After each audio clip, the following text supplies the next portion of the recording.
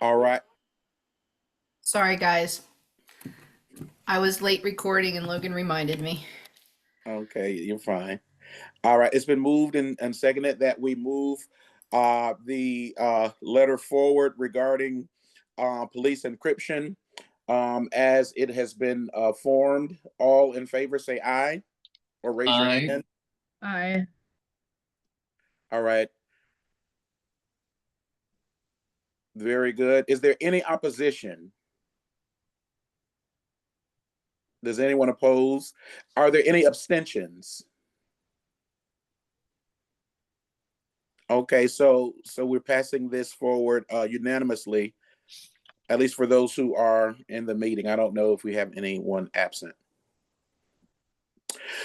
All right, moving along.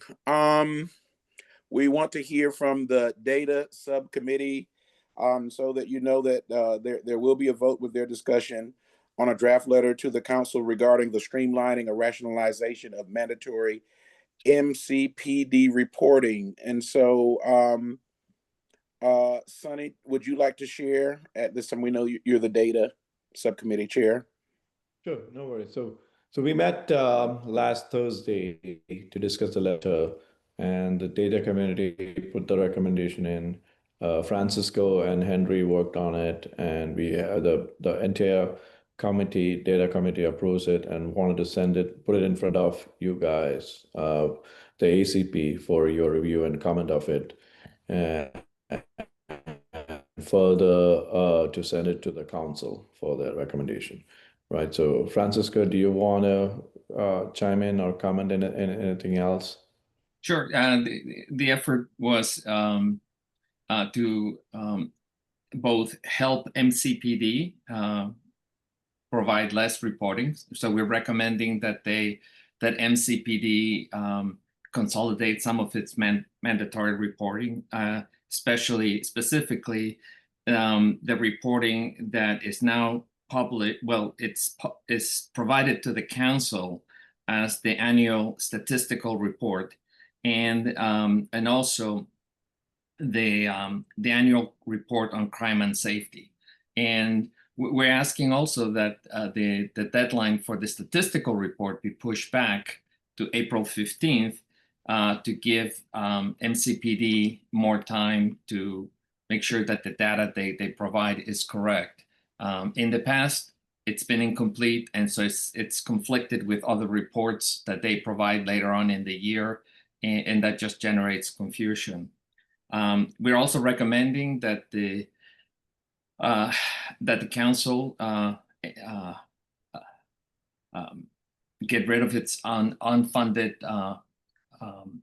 mandate for MCPD to conduct an annual survey. We think that first of all, they haven't funded it, and second, we think it's better if that survey is conducted by either a third party or it's subsumed into the community's survey, the livability survey conducted by the county.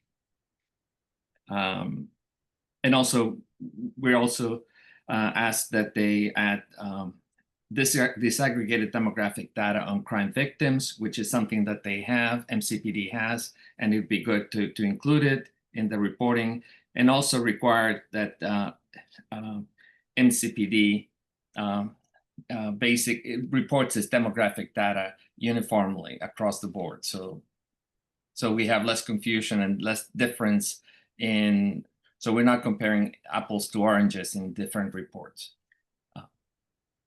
So I think that's going to help MCPD. We think it's going to help the council. It's going to help the public, look at less reports and also get clearer data. Yes, Eva?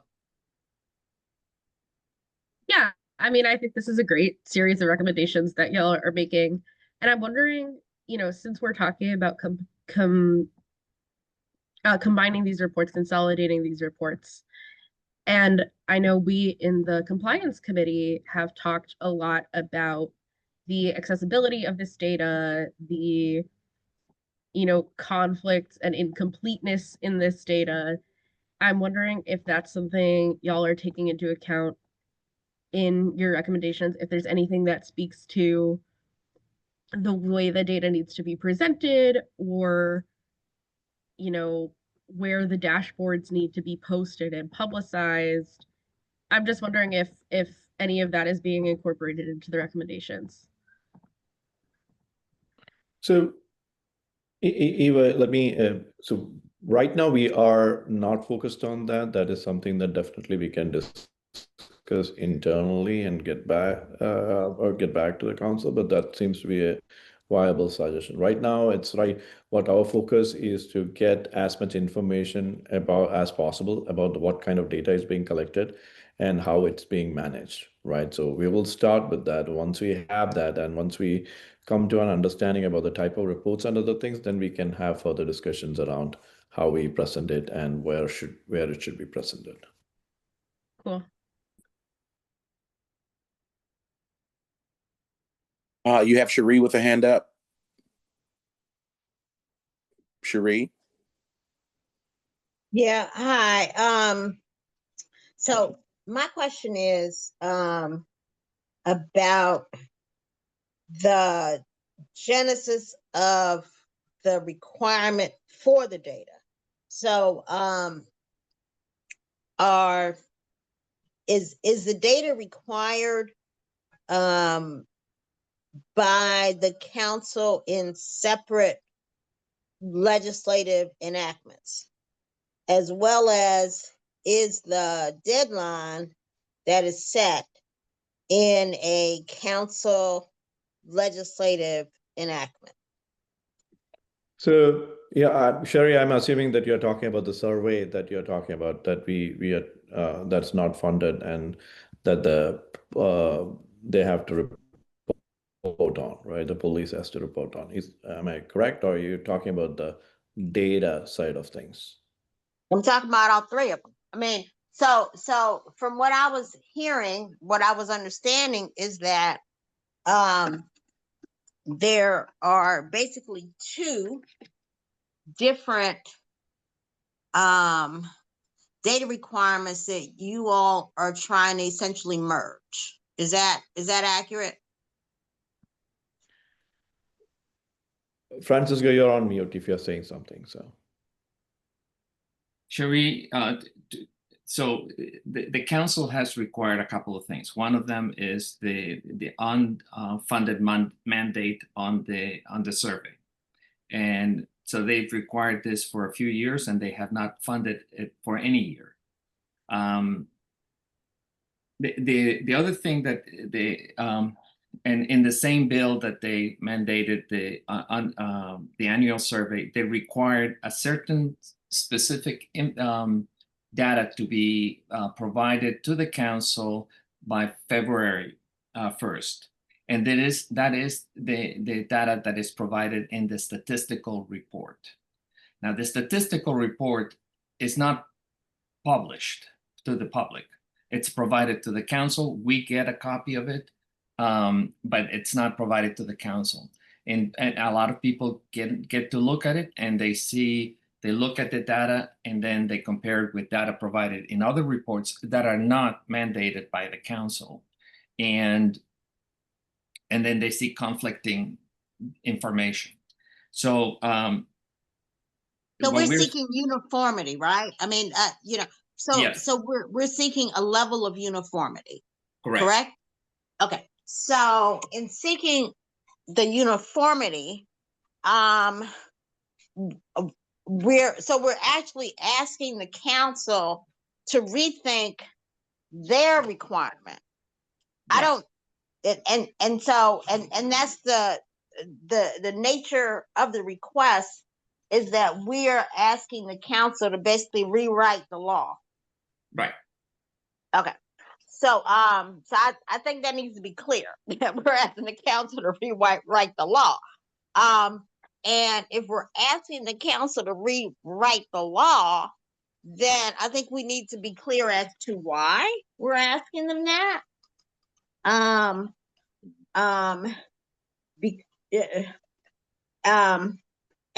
what is it we're asking?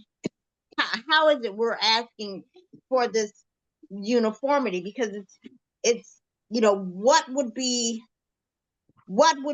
dropped from the report as a result of this request being granted? So we're not asking them to drop any information from the report. In fact, we're asking them to add information that is not currently included in the statistical report. But we're Okay. asking, so what we're recommending is that they combine two reports. Right. That's what I thought. That's why I asked about the two different things. So, Right. so we're asking, and that would require them legislatively to do that, right? Correct. Yes. Okay. So we need to be clear about that. I think, Cherie, we are clear because when we say, for example, in the community survey, we say we recommend that the county council amend section 3656AD annual survey of the Montgomery County Code by eliminating the requirement. So Okay, we're so- making it clear in the letter. Okay. So, and then secondly, when it comes to the reference to the community survey being an unfunded mandate, right? How much money are we talking about? I have no idea, but it's probably in the hundreds of thousands of dollars. That's what the figure that I've heard. The county has not deemed to do it, but there are two aspects to this recommendation. One is the fact that they haven't funded it for several years, but the other side is that we don't think that that MCPD should be put in the position to conduct surveys on how well it gets along with the community. We think that that is done better by a third party or by the county council itself. I don't disagree with that. What I am trying to understand is that I guess I have a real problem calling something an unfunded mandate because the budget document can be a very tricky thing. And so, you know, and money is fungible. So, you know, if there's money for outreach, there's money for this. I mean, so that's why I'm really Okay. I'm uncomfortable with that phrasing. Okay, so that's number one. Number two is I would suggest that that instead of having the police department do this community survey, that the survey be conducted by an outside by a third party. I mean, if that's what we want, I And think that- just go It ahead is and there say in that. the letter. Sherry, that is That's there in the okay. letter. Yeah. Okay. So, but I'm really uncomfortable with the unfunded mandate language because that's very loaded. It has a long history and none of it's good. Okay, So, well, I mean, I have no problem taking out the language unfunded mandate and just stating the facts that that the council neither the council nor the executive, the executive that the council has not provided funding for this survey. That's a matter of fact. Yeah, that is a matter of fact. I was just about to say that. So, but I hear your concerns about the language itself, and I have no problem making those edits, and then if you approve, sending the letter forward. Does All right. that make sense, Cherie? oh, sorry. If they provide money for community outreach, they've provided money for this. I mean, and that's why I say I'm really not comfortable with that language. So that's fine. I appreciate that. And Susan, I mean, you may want to jump in. Is there a possibility? Has MCPD not used money for outreach that they could have used for this survey? Is that a possibility? I'm not, what I can tell you is several years ago, the county executive's recommended operating budget included $100,000 to do this survey. and it was cut by council last minute during the reconciliation list process. It had never appeared again in recommended budgets from the executive, so I'm assuming it didn't make it through the OMB process. And since we've had several years of budget constraints, things have not been added back into budgets very often. More likely they're meant to get cut. So it has never been a council ad either. What they do with their money internally on the operating side, I don't have that much detail. Yeah. So I think that is a really good history to put in the letter, that, you know, that this had been $100,000, you know, hit before. It got it was omitted and never returned. But you know, I wouldn't want the interpretation to be anything other than we are supportive of a survey, of this kind of community survey. And yeah, and you we know. make that very clear that we are Yeah. supportive. We just don't think MCPD should be the one conducting or responsible for the surveys. We think that it should be the council or a third party. Yeah, I think that's fine. I think we should just as they say, make it plain that we believe that a third party should conduct this survey, and that you know, we're requesting that, you know, that the council consider that. And of course they'll say, well, you know, Mark, the county executive submits the budget, so go talk to him.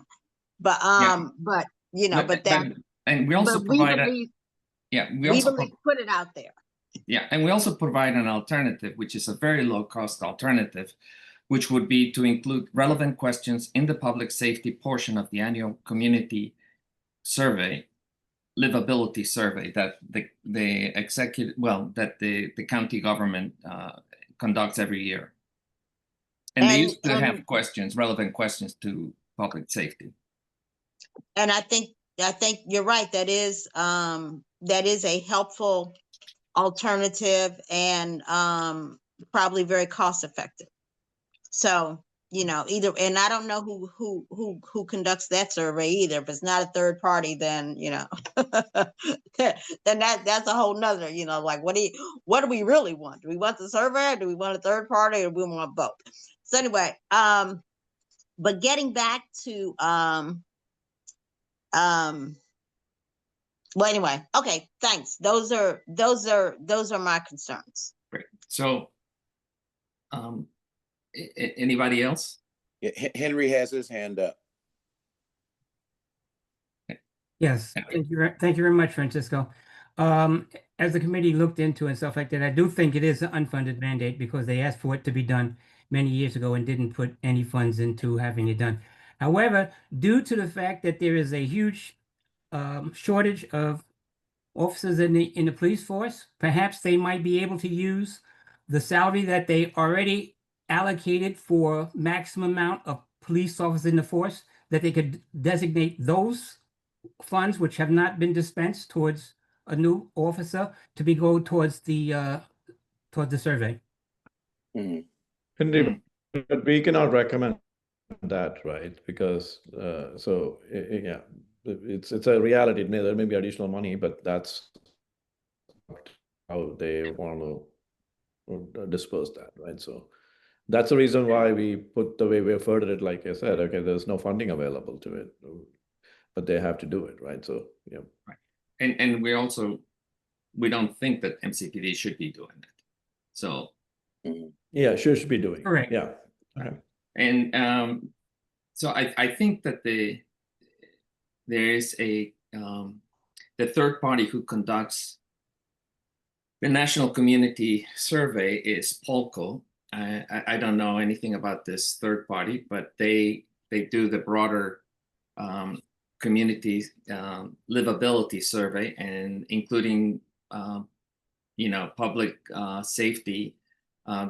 Fleshing out the questions on public safety would be helpful, and also to particularly as in regards to the in regards to the public, the police community relations, which I think, you know, there has anyway. I think that would be good. But So unless anybody else has any recommendations or comments, I would make the suggestion that we move ahead, approve the letter. I will make the corrections that Cherie has, the adjustments that Cherie has suggested.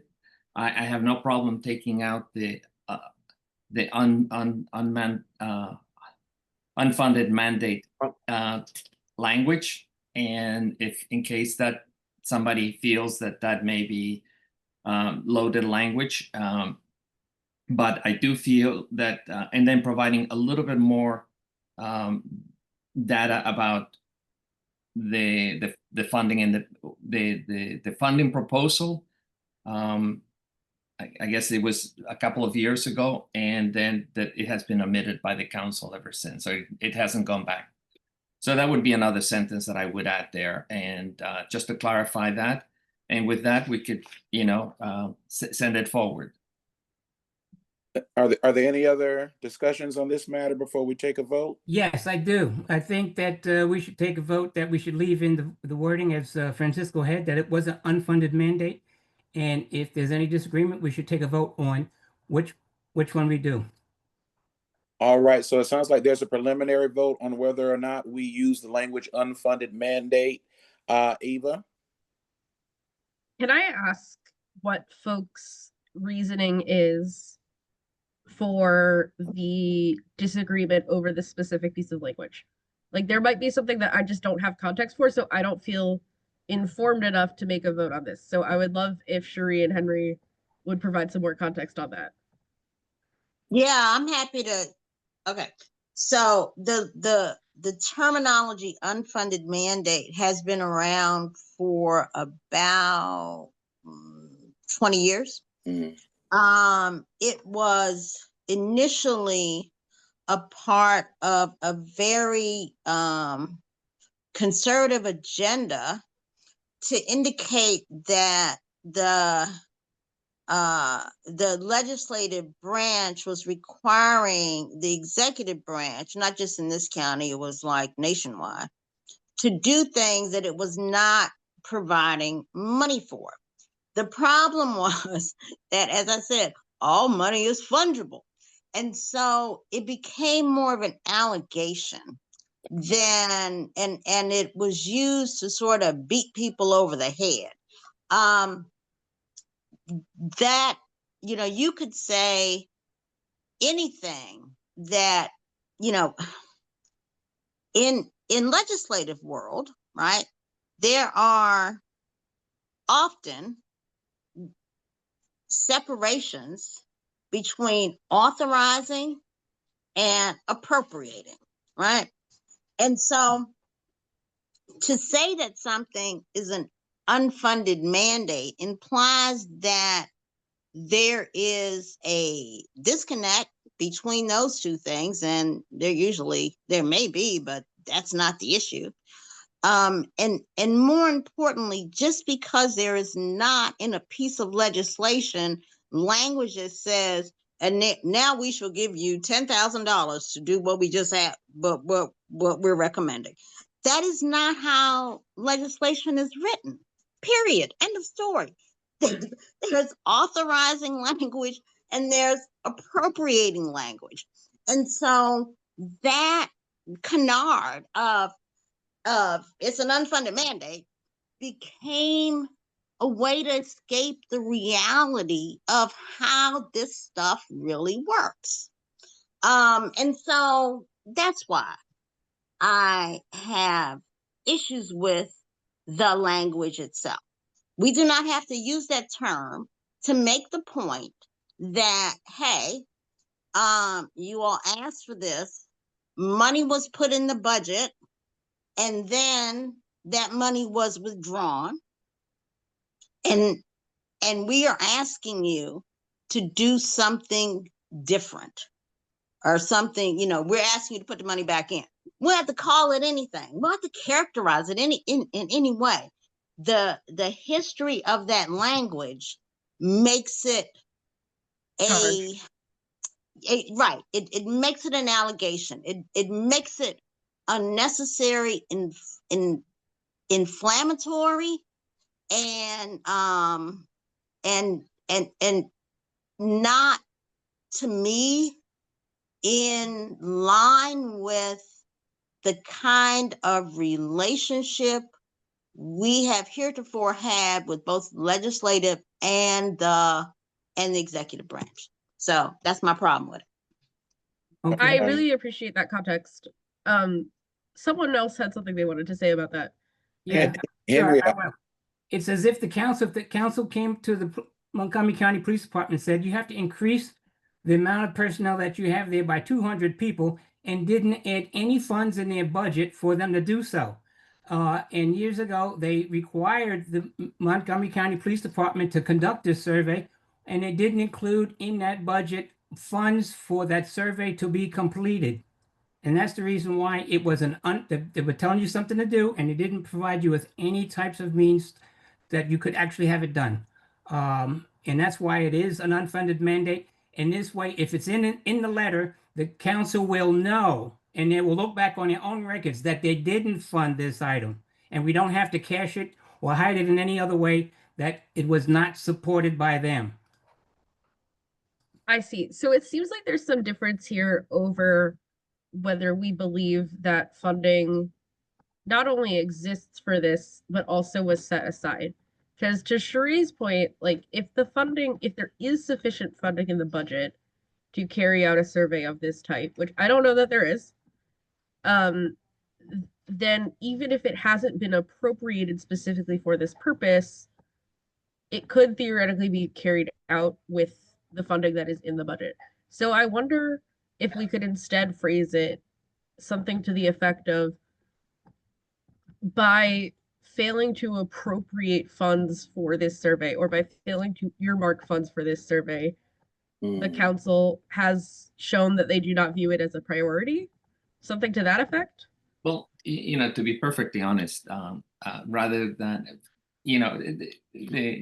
at least the PS, 2 of the 3 members of the PSC are on board with this recommendation. This is based on a PSC working group meeting. I don't, I hear what you're saying, Henry, but as I read the letter, if I take, but this is an unfunded mandate, and I say, but no funding has been provided for this survey for the fiscal years 2024 through 2026, period. That would be okay. And that makes like an objective factual statement rather than a value judgment, which is actually more rhetorically effective. Right. And that's exactly, we have the facts. We don't need to, we don't need to smack people around. I mean, Yeah. that's, particularly when I think that they're inclined to, they would be receptive to this particular recommendation. Mm-hmm. So I sense that we have agreement with just taking out the language, this is an unfunded mandate and then just leaving it, but no funding has been provided for this survey for the fiscal years 2024 and through 2026. That would be acceptable. Right. So I would propose, unless there are any other comments or suggestions, that with that change, that we go ahead with the letter. Is your proposal a motion? And it is a motion. Thank you. Do we have a second? I second. Yeah, I'll second it. All in favor, say aye, or raise your hand. I Aye. Any Okay, opposition? can you just repeat what I missed what the motion, like, can you just repeat the motion? Francisco, will you restate it, please? I think with the language you're going to use. You're Right. muted, Francisco. You're muted. Yeah, the motion is that we approve the letter without the mention of without the language that includes an unfunded mandate. So without mentioning the words unfunded mandate. So we would continue to say, offer the alternative of including stuff in the community survey and all that kind of stuff. But we Exactly. would just take out the unfunded mandate. The only language. thing and so the sentence would read, instead of reading, but this is an unfunded mandate as no funding has been provided for the survey, it would read, but no funding has been provided for this survey for the fiscal years 2024 through 2026. Thank you. All right, there's a motion on the floor. Can we have your hands again if you approve the motion? All right, is there any opposition? Please speak or raise your hands. Any abstentions? Please speak or raise your hands. All right, very good. We unanimously passed this motion. Thank you to the Data Subcommittee. We will now hear from the Compliance Subcommittee. Eva's the chair. Sure. The Compliance Subcommittee has met again to review the language of the MPAA and continue reviewing recommendations that have been made. We are working on consolidating that into some sort of report or letter that we will be passing along. Am I missing anything, Francisco? Yeah, I think we agreed that we're in the process of drafting a document with our findings on the MPAA section of the dashboard. And once we finish with that draft, one of the things that we're discussing is sharing that draft with the police and giving them an opportunity to correct any, to make any comments that they deem fit,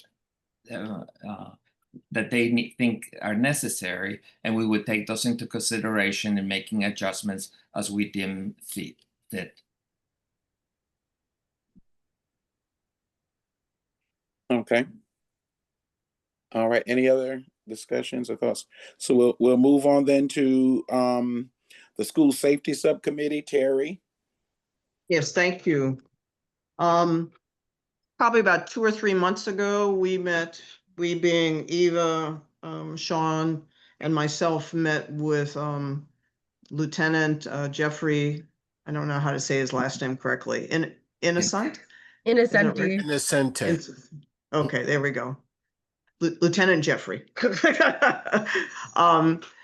gave us a really good rundown of kind of the history, and I think what we came away with is basically what we heard in the public meeting is, and I'll summarize it in, 2018, there was a mandate by the council that the SROs should be in the schools.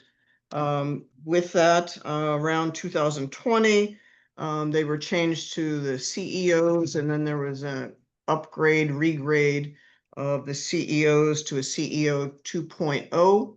At that time, the safety officers were pulled out of the schools. And then recently, and I'm still kind of seeking this and seek you guys' direction on this, there seems to be some lack of clarity, at least from my end, for the 2025 budget, what was approved for 2026, where that MOU is now, and how the monies are allocated for such. I did reach out to, I think Susan, I reached out to you. I'm gonna talk to Captain again about this, but I think in response to probably the legitimate questions that we heard in the public meeting, as well as our own concerns about, where do we go from this? What's best practice? We need to know where this sits in the council now. And I'm not clear where it's actually sitting now and what the current MOU is. I was not able to find it. I think it's still the CEO 2.0, but I'm not sure. So that's my update. I look for Sean or Eva, if they have anything to add.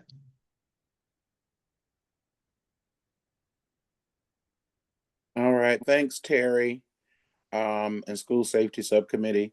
All right. So at this point, we'll review our public forum, let me back up. Cherie?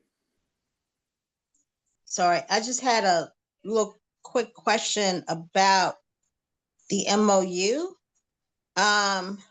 So Terry, have you all seen the prior MOU? What I have, no, what I have is what Susan gave me was a revision with the summary, but I don't know. And So that, you I, haven't I'm seen the Yeah. document itself? correct. And is there a reason that we haven't? I mean, Susan, do you have it? I mean, can you share it? Is it like something that, is, They're included in all of the confidential?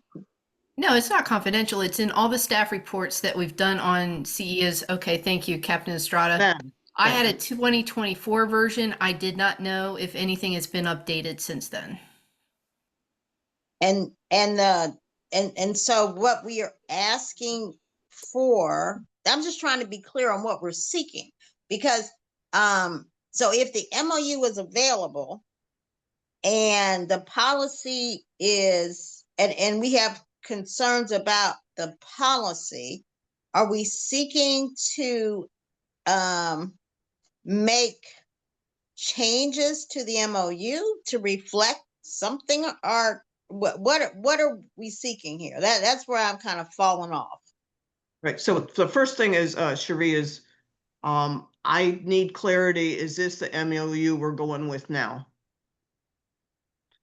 And I think based upon that, then we can go from there, because it sounded as if, we heard a lot of different opinions, right? It sounded as if the officers felt like, as well as the community, that there was a collaborative. Some people thought there was a good collaborative partnership when the officers were in their schools. Some folks didn't feel that way, given that the officers wear full gear in the schools can be very unsettling for a lot of folks, right? Because their students are there to learn. But at the same time, we got the other folks that are saying the officers are going to be outside and they're not going to be there to protect the students. So what I want clarity on is this 2024, there is a slightly newer version. But anyway, what I want clarity on is one, is this 2024 one that, thank you for the link, Captain, is that what we went with? Because what I saw was that the budget was going to be evaluated and there might be tweaks to it. So I'm not sure. So that's what I mean, Cherie. If I could just speak, I'm sorry. Everybody keeps mentioning this 2024. I just looked at and checked our Power DMS. Under our records, it's a 2022 version that we have, that I put the link on there. And if you Google MCPS, MCPD, MOU, it comes up, it's public record. And to my knowledge, I've reached out to who used to be our retired chief, Jones, and I can talk to him, but I don't think there are anything in the works to revise this MOU. So I'll Captain, go ahead and I have a meeting with him tomorrow and I'll go ahead and ask. do you know if the council did modifications? Because I saw an article that the council was gonna modify it also. I haven't heard anything of that. What we have right there is what we're going by now. Go ahead, Susan, I'll defer to you. No, I'm sorry. The council is not a signatory in that agreement. That agreement is among the various police departments here, the state's attorney, and MCPS. So council has no say over an MOU for school resource officers or community engagement officers. There was some legislation several years back that wanted to remove school resource officers from the schools. That bill died. There was another kind of competing bill that was introduced that would allow MCPS to call the shots on it, and that bill was withdrawn.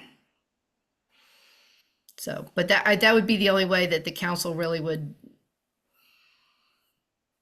have an impact.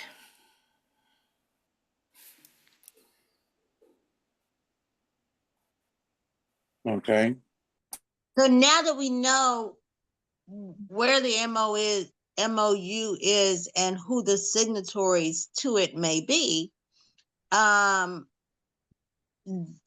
we would, or I guess what I'm trying to understand, what our requests would be. I mean, I imagine, are we asking for them to update it to show the changes in how this what's it called, CEO program works? Are we asking them to reincorporate, if you will, language from the MOU that govern the SRO program, and who are we asking to do this? I mean, that's I'm just trying to understand, what the universe is here of our request. And is it within jurisdiction of the body that we're advising, which is the council? I would add that. And then there's that. but we can also, send, hot takes to Mark, to the county executive. I mean, I'm just trying to understand, how, and I don't think it's a bad idea that we're weighing in. I'm just trying to understand, what is the purpose of our, or what is our desired outcome? That's what I'm trying to get to. And so, and that's where I'm unclear. Yeah, and I had a similar conversation. I see your hands up, Francisco, Cherie, with Francisco, and I said, what is our role and what lane are we in with this, right? So go ahead, Francisco, I'm sorry. I would suggest the first thing you do is take a look at the MOU, look at it, and then see if you have any concerns or any questions to ask. And then you can reach out to either Captain Innocenti or Captain Estrada and try to clarify it. And also, as I think it's incumbent on us to get the views of the community, and in this case, that would be the parties involved, also MCPS and the students and the parents, if there's a way to do it. And I'm not sure that you can do that, but at least take a look at the MOU and see what issues or questions you may have there. Yeah. All right. Any other discussions with the school safety subcommittee? Thank you, Terry. If not, we'll move on to our review of our first and only in-person public forum this year. We've approved the August minutes, but that was technically a meeting. So we need to approve the minutes from the public forum. Have you all gotten a chance to review them? Are we prepared to pass that forward? Can we pass those minutes by unanimous consent? Is there any dissent? All right, so that's passed. Captain Estrada would like to speak with us to clarify some of the comments that we heard at the public forum. Captain Estrada, the floor is yours. Thank you very much. Hold on a second. I don't know if I can take my camera off. There you go. The only thing I wanted to clarify is what was said about our co-responder program. So currently our co-responder program is a pilot, and we're modeling after the program that Rockville City has and Tacoma Park Police Department have in place. They have a full-time clinician that's working with them. And when they receive calls for service for mental health, or if there's a suicide in progress, the clinician will go out with the law enforcement officer and assess the situation. Once it's determined that law enforcement is not necessary, there isn't a danger to the clinician because safety is key here. They go ahead, let the clinician take the lead, and then they go ahead and blend in the background, and sometimes they clear the call. So our program right now, we do not have a full-time clinician or a full-time peer support specialist. What we have is we applied for and received a grant, and we're implementing this program. And we during our calls for service, we noticed that Mondays and Fridays are the most busiest. So we do have clinicians who work for HHS working on an overtime capacity, and we're paying for it through this grant on Mondays and Fridays. They ride along in their own car. It's an unmarked white government state vehicle or county vehicle. It's 2 per car. They have a radio, and they also have a iPad, which comes up with our CAD system when the call is dispatched. So they get the address and they get directions. And they also are allowed to go and say that they're responding to calls as well. If they also receive calls, if the crisis center receives calls, they also call out on the radio and ask for law enforcement to come out and meet with them just for safety purposes until, they figure out what's going on. So I just wanted to clarify that because I know there was some confusion that the officer is writing or the clinician is writing along with the officer. It isn't so, and it's paid for a grant. So it's not like we have any funding issues thus far over that. Because I know there was some confusion that the state wouldn't get reimbursed or HHS wouldn't get reimbursed, and it's not so. So we are still coordinating that. I've requested that we have a full-time clinician, a full-time peer support specialist that we can actually start implementing that program. And I'm just waiting to hear. And if anybody has any questions, feel free to please reach out to me. I know I asked Susan if anybody was interested, I could have Sergeant Skidmore. He's the sergeant of our crisis intervention team. He's the supervisor and leads 6 officers who actually respond to mental health crisis calls and suicide in progress and other calls as well to help officers. All right, Eva, you have a question or a thought? Yeah, I have a couple of questions. What is the logic behind having this be grant funded? Like, is there still stability on that? Where, what is the long-term prognosis of that funding? I'm just wondering why we're not. Our grant runs out in 2027. So that will allow us to go ahead and request it in our budget. I don't know if it's going to be funded, but we're hoping that it will be, because that's why we're keeping data of the types of calls, how the calls are handled, and the end result of the calls. And we already work in conjunction with HHS because we do have a supervisory clinician in which the department pays for, but he's an employee for HHS, with which it helps us with information gathering, because HHS can go ahead and give us information such as that this person has a history, or how we can assist them better instead of an arrest or other means, and find them the appropriate resources. Cool. The other thing I was going to ask is, do we have data on sort of the cost per call, as well as, more importantly, I would say, the outcomes of, suicide in progress calls or any other sort of sensitive mental health call when there's a co-response versus not? Okay, that's a wide variety of numbers because each call is different. So we don't have like a cookie cutter answer to every suicide call, because it could wind up in an EAP in which the person is taken to a hospital and evaluated. We could call fire and rescue for that, or they could actually voluntarily go ahead and do that themselves, or law enforcement pretty much clears the call and they're not involved, and HHS goes ahead and takes over. I can go ahead and pull the numbers of mental health related calls. Let me look, because I think I asked our emergency communications director to pull some of those calls to help me in order to ask for funding for the 2 positions. And but I want to double check the numbers, and I can get back to you on that. Okay, great. Thank you. You're welcome. All right. Any other questions or thoughts for the captain?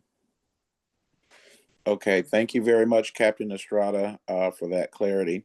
Thank you. We're going to open the floor for discussions about our public in-person forum. What are your thoughts? What went well? What do we need to take note of for the next public forum? Are there any thoughts that any of you would like to share in the meeting at this time?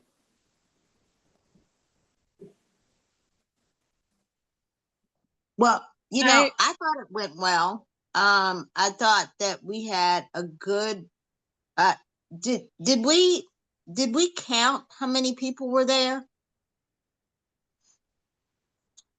And the reason I'm asking is because, it will be helpful, when we do our report, to show, hey, we had this public forum and this is how many people showed up and whatever else we want to say about it. But being a pastor and standing in front of crowds regularly, I would estimate that there were 30 to 40 people there. Oh, because I was thinking more like about 50. But you have far more experience in counting counting than I do. if you're including us, then there were definitely more than 50. And so I wasn't counting support and the members of the board. So if you include us, there were definitely more than 50, I would say. Yeah, I mean, I think it would be good to, but anyway, I thought it went well. I thought, people raised, issues that, that they found, important, and we were able to, I hope, answer their questions in a way that, they, appreciate it. I mean, it, did we do, well, anyway, so, it was, I thought we had a good cross section of people. So Mhm. however we got the word out, I would, suggest that we replicate that. But yeah, I mean, those were, and I thought, it was, we kept the schedule, that we had planned on, and, we, made, ourselves available, Mhm. which, I think is, 3/4 of the assignment. I agree with you, Sherry. I think also this went much better than the first time around. Having it in person was great, and kind of leaving the topics open instead of narrowing the scope. I think that worked. I think that worked well. Yeah, and I think that aided the crowd also. People could come and address the issues that were important to them. Henry, you had your hand up. Yes, I thought it was a nice session, although I thought that maybe about 4 people hijacked the session with topics that were not really under our purview. Some people took too much time. Some people were disingenuous by addressing us from the back of the room, and we didn't cut them off. A few of the participants pretty much in veiled comments attacked people on our commission. And I think we should have more control of it the next time we decide to have this type of thing. I agree with you. I think the only caveat is when you open a forum up to the public, you may get some of that, right? I think we can definitely be prepared to call the time, but those controversial issues are going to come up whenever you open a mic. But thanks, Henry. Terry. Yeah, it's similar to what Henry mentioned, but I think one individual wrote in her comments, and then she decided to read the comments in total that she had written. So I don't know if there's a way to circumvent that. I guess you can and you can't, you know what I mean? But I echo what Henry, you need kind of like the buzzer with the red light. I'm sorry, green light, yellow light, red light, you're cut off no matter what. Yeah. And then if you submit a very lengthy narrative online, are you allowed to basically read that again? I don't know. No. I think it's fine to repeat what you've said, but you only get 2 minutes or 3 minutes, whatever the standard is for a comment before a body. Usually it's 2 to 3 minutes. So I don't agree, Christy. I think people should have a choice. And if you write in your comment, then you've written it in. And if you're going to come in person, then you come in person. Well, at council meetings, you I'm do sorry, I both. wasn't finished, Christy. I'm sorry. And so I think that if that one of the ways that we can cut time is to let people know that, if you have submitted something already, or as they're reading it, thank you, we received it, and we have a list that we are going to share. But it's not fair for those who have come in person to express what they want to express. You kind of like, hedging, making it so that your comment comes up, one way or the other. And again, that's one way we can cut time. But I digress, Christy. I'm sorry, I did not mean to interrupt you, so I apologize. But No I worries. think my personal view is that it is fine to submit lengthy comments. It is also fine to repeat the key points. I'm not saying we should allow people to read a 6-page letter that they've sent us, but I'm saying that, it's typical, if you go give testimony before the council, you can write a really long letter and then use your 2 minutes, however you so choose, to either summarize what you've already submitted or to make points that are tangential. Yeah. And I think that's fine. I think before the next public forum, we need to decide those rules of engagement. If people are writing in a question, and then we have a list of questions that we're going to consider that we've already gone through, are we then going to also allow them to come and read their question? Because it would have been great if we said, we received your question that you were reading already, and we have a list of questions from, you know, that pool that we're going to consider. And thank you, but we're going to reclaim our time and move forward. I don't know. Francisco? Yes, I thought that that session went very well. I know some people spoke very long, and some people spoke repeatedly, and yet, you know, everybody had an opportunity to talk. So I think it went well. I do agree that we need to clarify the rules of engagement ahead of time, but it was really good to hear diverse opinions, some of which were very different opinions. We are a very diverse community, and of course we have different views, and it's good to hear the different views. I think it worked very well in person. I think we should do it again, and I think we should do it ideally in some other venue that is a little bit more accessible to the average member of the community. And I also wanted to just briefly mention one specific comment that came about State Attorney John McCarthy, and what he said at a previous forum. And if I remember correctly, I reviewed the recording. What he said is that 80% of the guns taken off the street in Montgomery County came from consent searches at traffic stops. And this comment was referred to at our public forum. And I think what he meant to say, or what he should have said, is that 18% of the guns seized at traffic stops in 2023 were the result of consent searches. That's 18%, 18, not 80%, 80. And I can provide, you know, I look, this is based on MCPD data that has been provided for us.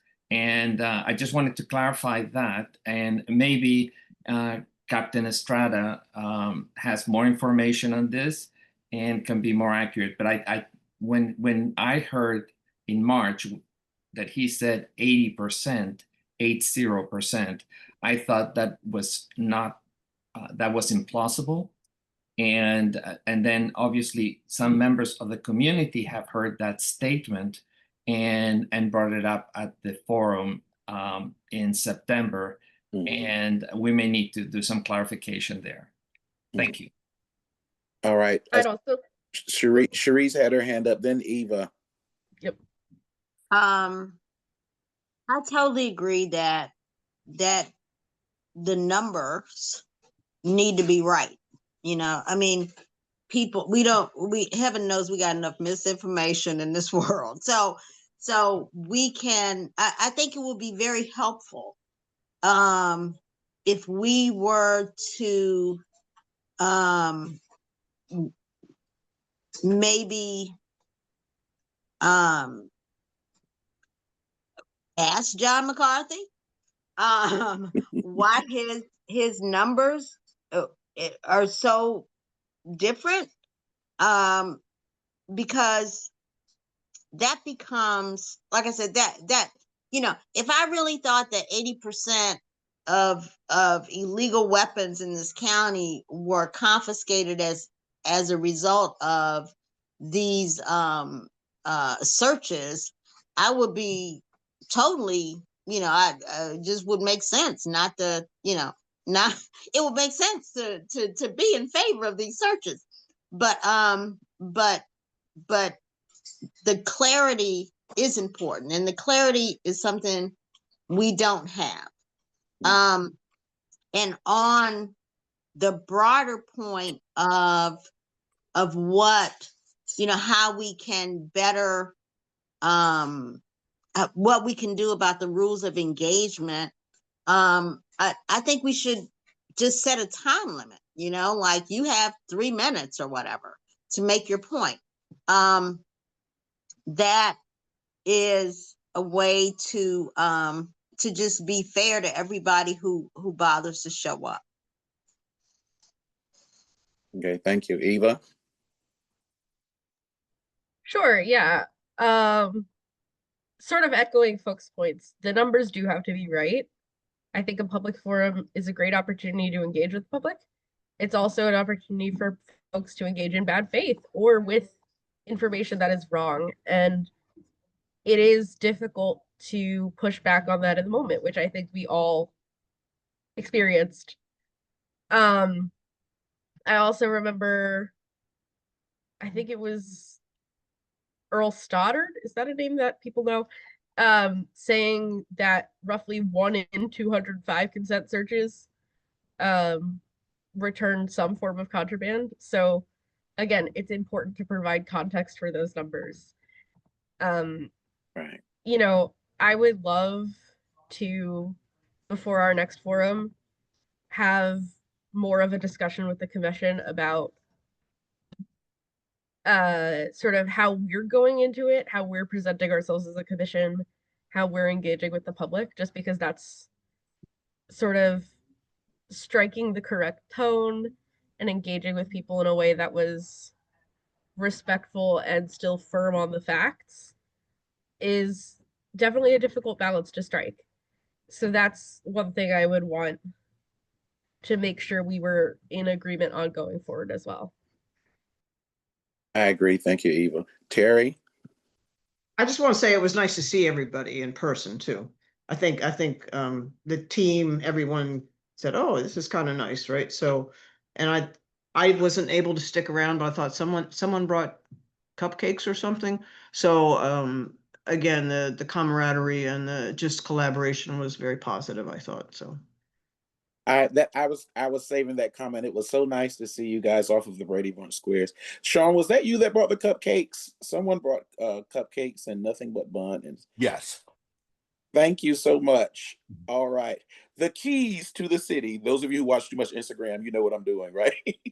The keys to the city for you and your Uber driver, Sean. Wonderful. Thank you. All right. Any other comments? Francisco? You're muted. You're muted.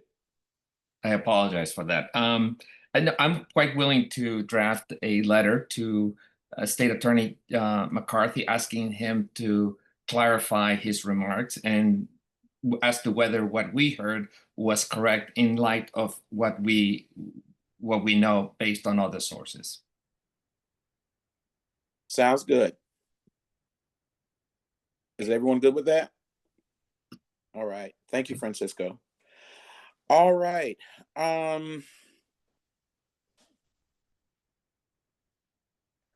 Before we go to our old business, do we want to send a letter to the council summarizing our impressions about our public forum? Might that be a good idea? No? I don't know how necessary that is, given that, what, 2 of them were there and 2 others had staff there? That's true. Okay. All right. Okay. Well, let's move on to. I actually think it is good to summarize in writing, given, you know, it creates more of a record, but I don't know. There was no video recording of it or anything like that. Oh, wow. Yeah. Yeah. And so, I mean, I agree with you, Christy, that and it wouldn't take much effort for us to put together a letter. So, Christy, are you volunteering then? Wait, just a minute. Logan provided a nice summary of the whole evening, and he sent that out. Did you receive it? The one that did that go to the council also? And came to everybody on the commission.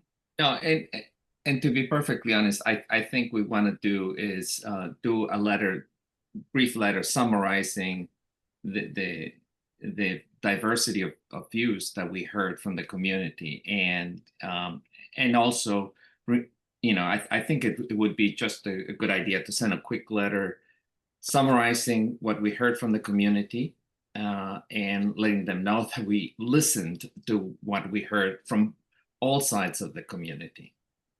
Yeah, I'd be happy to draft basically kind of like a cover letter to Logan's summary that we could send to the council and that we could put in our records.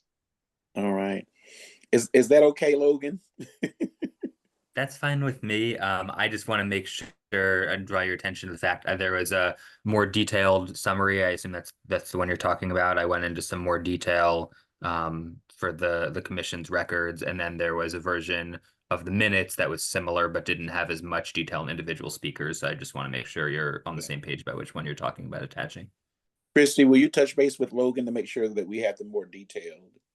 Yep. Or Logan, if you could just email it to her just to make sure that she has it. Yes. Yep. Yeah, that would be great. It would bring it to the top of my inbox. Francisco, you want to say something? You about to eat your fingers. What's up? No, I think that's fine. I think that's fine. All right. So everyone's in agreement with that. That's great. Okay. Old business. So at our July 14th meeting, we agreed to revisit the language in our website, eliciting comments from the public and the auto response to those comments. Francisco, I know you have some recommendations, and then if others want to chime in, the floor is open. But Francisco, will you get the ball rolling with this particular issue? Yes. You may recall that in the past, we've gone back and forth on the language on the website requesting public commentary, and then the automatic response. We changed that for the forum so that what we focused was on getting input for the public forum. And now that we have finished with that the public forum is behind us, we need to come up with or make sure that we agree on the language that basically elicits input from the public, and then on the automatic response. And my suggestion is that the language on the website make sure informs people that we are an advisory commission, that we don't and that we're not empowered to address specific comments. So we're asking input to inform our work, but we don't have the wherewithal to address specific complaints. And in fact, if there are specific complaints about the police, we're not authorized to address them. We have to pass them on to the PAB, the Police Accountability Board. So that's my suggestion. During our meeting, I believe it was in July, we also discussed the possibility of writing in the automatic response something to the effect of, we will forward this to the Public Safety Committee. And as I understand it, the Public Safety Committee staff came back to us about that suggestion and said that they would prefer that we tell members of the public that they themselves forward their comments to the Public Service Committee directly through their website. So what we need to try to figure out here is whether we want to basically approve language that for both the website and the automatic response, and what to say in the automatic response. And I think I had some language, proposed language for both, and if I can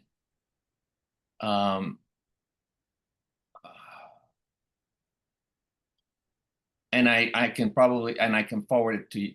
I can probably paste it on the comment. Yeah. And see if that's. Well, not to kick the can, Okay. But do we want to vote on this tonight, or maybe you should send it and we can be prepared to vote in old business in our next meeting? What are your thoughts, Council? I think that makes sense to me. Cherie? Sure. Yeah. So regarding the issue of what we're forwarding to the Public Service Committee, so they don't, so I just need to be clear. They want us to tell people, hey, you should just also send your comment to the Public Safety Committee. Is that the essence of what they're requesting? They don't want us to forward it. They want us to tell people to send it to them.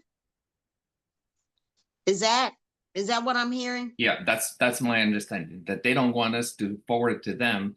They want us to tell the public to submit it. And correct me if I'm wrong, this is from Susan, if I'm wrong, but that was my understanding. So they want us to tell people, thank you for writing us. And if we encourage you to also send your concerns to the Public Safety Committee. That's basically, and then give them, whatever, provide whatever link there is. Is that the basic problem? I'm trying to find the email that I'd sent to Francisco about it. I had the meeting with Chair Katz and his staff, and they would prefer that people just write to the council directly. It could be anybody. It could be Public Safety Committee members. It could be the entire council. There is a web form, and I can give you all of those contact information links if you'd like to include those. I don't think there's one easy link for just the Public Safety Committee. It would have to go to the 3 individual members. Well, I mean, that makes perfect sense. We don't need to be a pass through for certain critical issues, but so Cherie, it sounds like you're saying, is this straightforward enough that we can decide it tonight? Is that where you were leading, or? Yeah, that's kind of because Okay. I just want to be sure that we're whatever language that has already been drafted, because it sounds like Francisco's once again been very busy, and I'm glad he has been. He's the man. That there is that we understand what we're being asked, regarding the Public Safety Committee, because I wasn't really clear as far as, I thought there was a form that you could, I thought there was one link that if you sent correspondence to that link, it basically went to all the members of the council. It does. Yeah, and so if we can just, include that link, whatever it may be, because I don't remember, then we can just advise people, hey, thank you for writing us. You should, feel free to, send your comments to the county council. Here it is. I mean, I think that's probably the way we can, dispose of that concern. But is that going to be an automatic message to everyone who messages us? Well, that's the next question. If we are committed to try to share what we hear from the public with the council, then it seems to me that's the easiest thing. However, I don't know if people write us expecting that we will automatically share it with the council. So, and since we're not, we're giving them the option. I think that's the easier way to do this. But will the message be, thanks for writing here, but you really need to send it there? Like, would there be some genuine correspondence that would come to the ACP that would not necessarily need to go to the council? Well, Well, could at least couldn't we just say if you are writing with a complaint about police misconduct or behavior or whatever, please email XYZ. And then the second part is, if you're writing with specific complaints about an incident with the police, then you send it to the PAB. If you are writing about policy concerns, then here is the link to the council. We don't have to commit to solving their connection issues right then and there. We're just telling them, here's some other folk you might want to call or contact. I agree with you, and I go back to saying that there's enough specificity needed that we might need to kick the can till next meeting, where we can have a write-up of all the redirections that may be needed in our auto response. Sounds good to me. Okay. All right. Can I just ask, did we typically, or is it a Susan person or a Logan person in the past? Who has responded to the emails to this website in the past? They come to my mailbox, and right now it's set up that when they fill out the form on your ACP website, it tells them, I was just pulling up the language. There is an auto response. There's two things that go on. There's one that tells them comments submitted may be shared with all members of the commission, including the chief of police and a representative from the police union. Please note that all comments received by the commission are public and might be shared in response to an MPIA request. The commission is not a regulatory or disciplinary body. Pursuant to Section 3524, the commission must forward to the Police Accountability Board complaints involving police misconduct and discipline that fall under its jurisdiction. I have only received one complaint like that, which I immediately forwarded to both the police department and the Police Accountability Board. When somebody fills out that form, they get an auto response right now, because I just did it as a test. It says, "Thank you for your input. The commission's mission is to advise the council on policing matters and recommend policies, programs, legislation, or regulations with regard to policing. Your input will help us prepare the upcoming public forum and inform the advice we provide to the county council regarding public safety matters." So it's not looking at solving the specific incident. Hey, there's a vehicle that's been parked in front of my house for 2 months and nobody's ever come to remove it. Those types of very specific complaints go to council, and then the council members' offices often reach out to police to try to solve those types of complaints. Have we gotten those kinds of complaints or correspondences? One or two, maybe. I'll go back. I've got a running master list that I have shared, but mostly it's more policy oriented. I think there were one or two comments which mention a specific incident as the basis, but they didn't identify anyone specifically. Okay. So Francisco, if you could put something together and send it out before the next meeting, please. And we are all, indebted to your generosity and your time and letter writing. All right. Any other old business? Going once, going twice. Cherie, your hand is up. Is that from the last time? Sorry, that was from the last time, but I did want to ask whether we had gotten any responses to any of the letters we have sent, or whether those deadlines have passed, or are we expecting anything? Because I know we wrote about, I know we've written about a couple things. And so I'm curious as to whether we have heard back in any way from the folks like, for instance, one that pops into my head immediately is the question of the use of photographs in some of these I guess press releases or something. So I'm just curious as to whether I think we put a timeline on that, and so I'm curious as to whether we have heard anything, whether anything has transpired.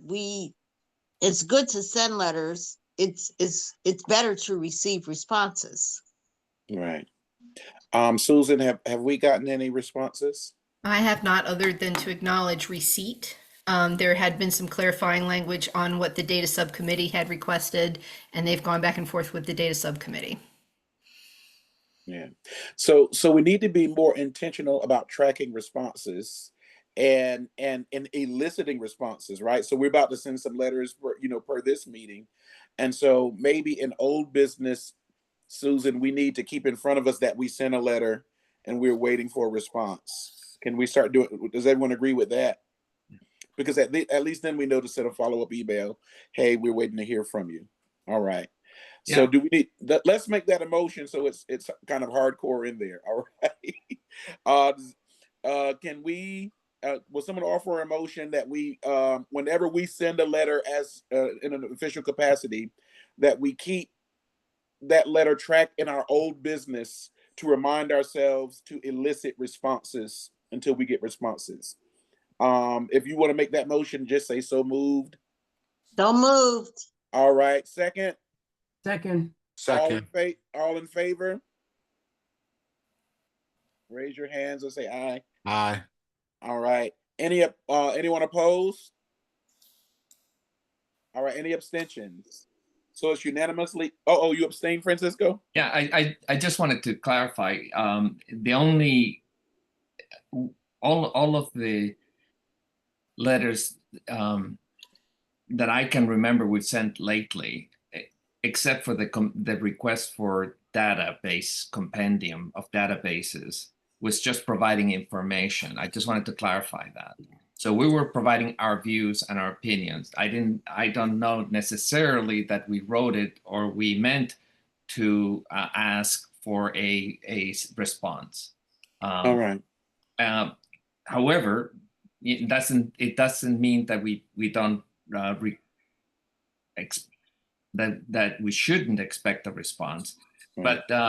But certainly on the data subcommittee, that back and forth is still going on.